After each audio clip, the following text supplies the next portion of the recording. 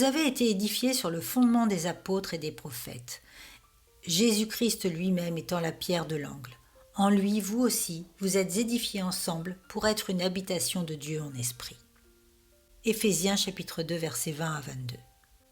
Le premier regard de l'Église doit se porter sur Christ, son chef, son Seigneur et son tout. Ensuite, elle peut se regarder elle-même et regarder le monde de façon équilibrée. Par introspection, je ne veux pas dire égocentrisme ni nombrilisme. L'Église doit constamment s'examiner pour savoir si elle est dans la foi.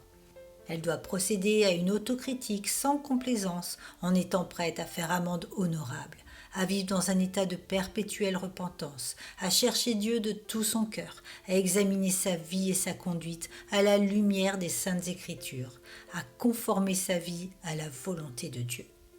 Par regard jeté sur le monde, je veux dire que l'Église doit connaître la raison de sa présence sur terre.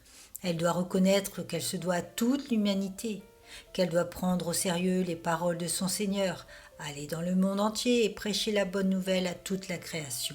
Vous serez mes témoins à Jérusalem, dans toute la Judée, dans la Samarie et jusqu'aux extrémités de la terre.